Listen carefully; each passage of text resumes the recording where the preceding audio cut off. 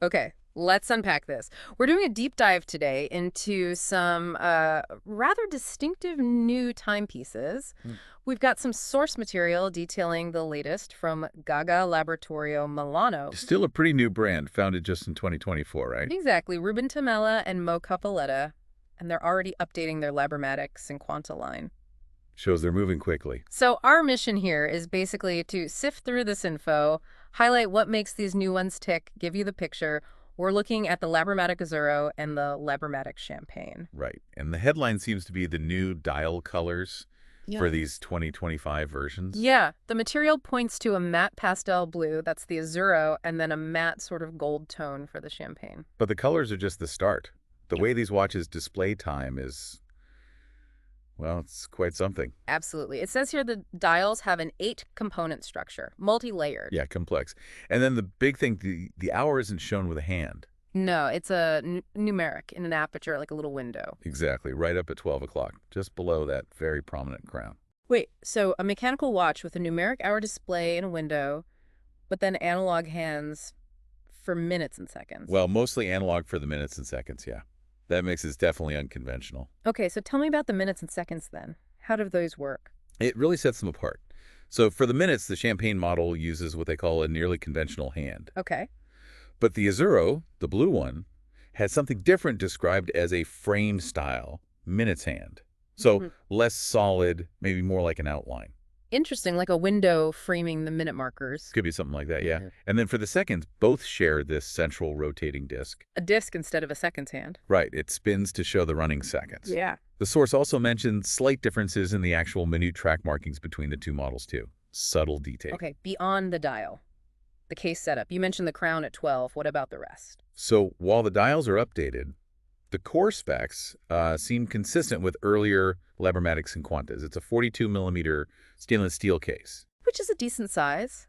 And the source mentions it's made of 7 parts. Yeah, that's quite intricate, not your standard case construction. Gives it layers. Adds character. Hmm. And it's 13.3 millimeters thick. Reasonably slim for something that sounds complex. Fairly slim, yeah. And that crown at 12 is probably the most visually arresting part. You really don't see that placement often. Definitely a signature look. What about the crystals? Double curved sapphire on the front. Importantly, it has an internal anti-reflective coating. Good for legibility with that busy dial, I imagine. Should help. And then a flat sapphire crystal on the case back so you can see the movement. And what is the movement? It's the automatic caliber G100 made by Le Perret. Ah, a Perret. That's a solid choice. Respected maker. Definitely provides a good technical foundation. It runs at 28,800 VPH, standard frequency, and offers a pretty generous 68-hour power reserve. That's useful over 2.5 days. Right.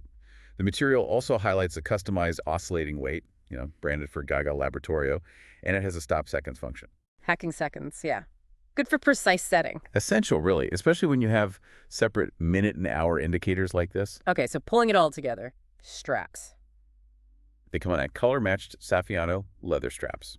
The source specifically says handmade in Italy. Nice touch.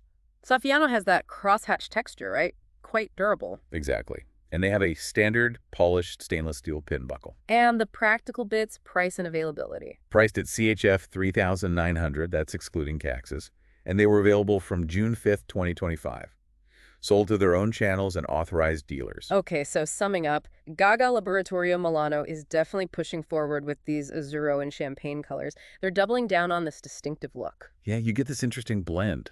A reliable mechanical movement from a known supplier, Italian craft in the strap. But then these really unconventional design choices.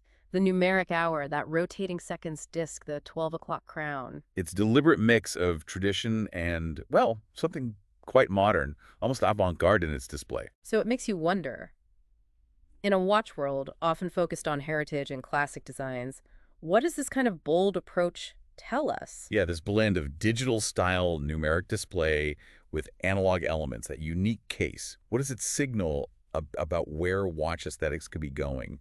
And who is this kind of watch really for? It's definitely a conversation starter. It kind of challenges what you expect a mechanical watch to look like, doesn't it? It absolutely does. It raises interesting questions about innovation versus tradition in watchmaking today.